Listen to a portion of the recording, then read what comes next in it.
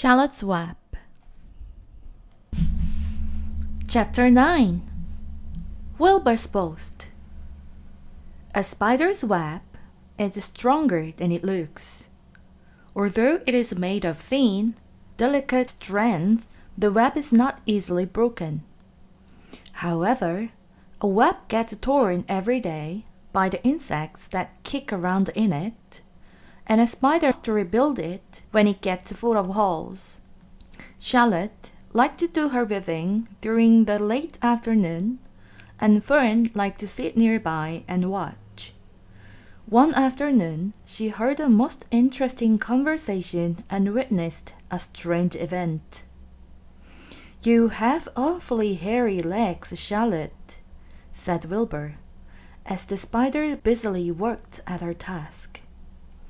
"My legs are hairy for a good reason," replied Charlotte.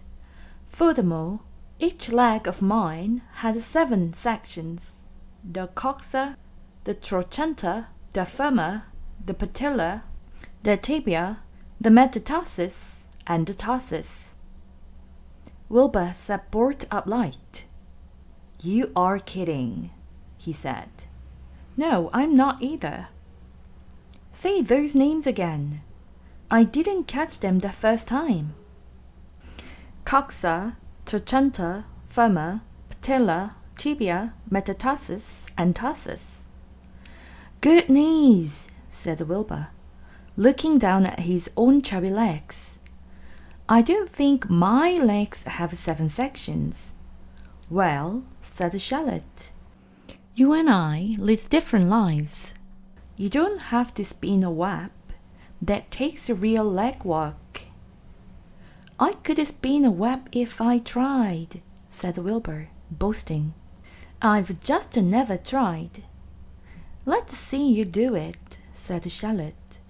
Fern chuckled softly, and her eyes grew wide with love for the pig. "Okay," replied Wilbur.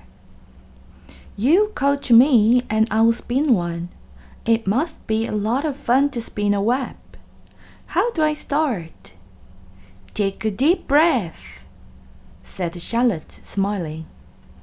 Wilbur breathed deeply. "Now climb to the highest place you can get to, like this." Charlotte raced up to the top of the doorway. Wilbur scrambled to the top of the manure pile. "Very good," said Charlotte.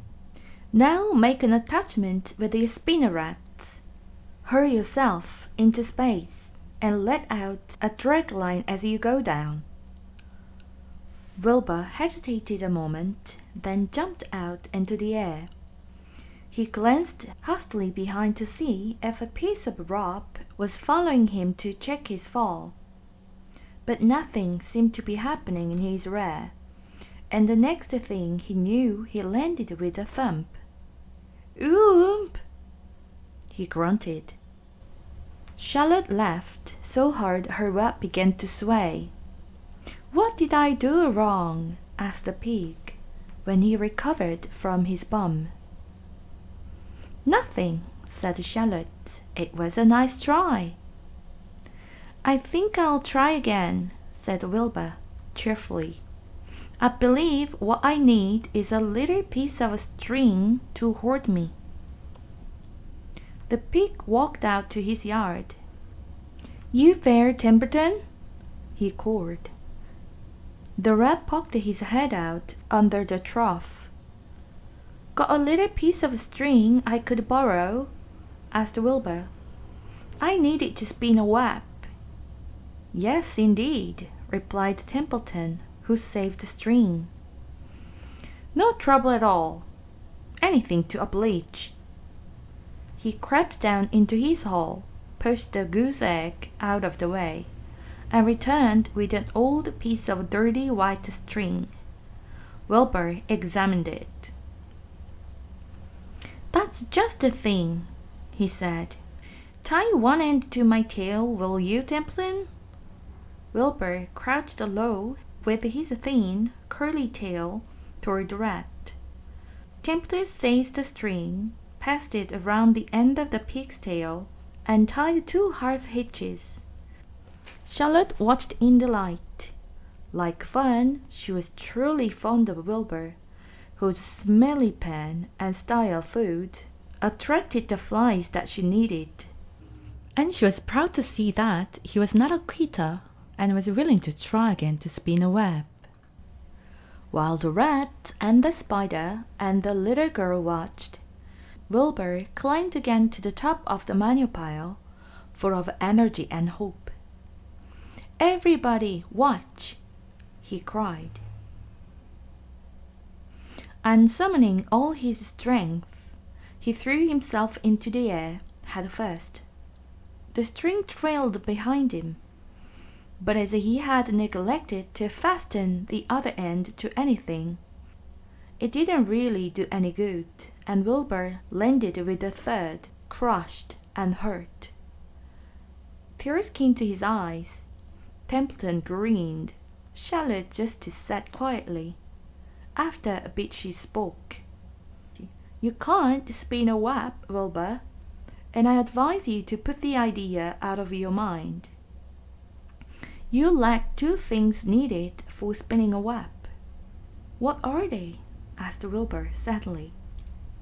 "You lack a set of spinnerets, and you lack know-how. But cheer up, you don't need a web. Zuckerman supplies you with 3 big meals a day. Why should you worry about trapping food?" Wilbur sighed. "You're ever so much clever and brighter than I am, Charlotte. I guess I was just trying to show off. Serves me right." Templeton untied the string and took it back to his home. Charlotte returned to her weaving. "You needn't to feel too badly, Wilbur," she said. "Not many creatures can spin webs. Even men aren't as good at it as spiders, although they think they are pretty good. And they will try anything. Did you ever hear of the Queensborough Bridge?" Wilbur shook his head.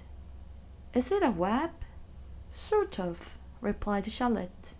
"But do you know how long it took men to build it? 8 whole years.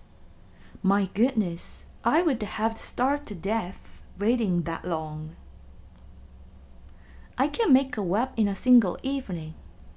"What do people catch in the Queensborough Bridge? Bugs?" asked Wilbur. "No," said Charlotte. "They don't catch anything. They just keep trotting back and forth across the bridge thinking there's something better on the other side. If they'd hang head down at the top of the thing and wait quietly, maybe something good would come along.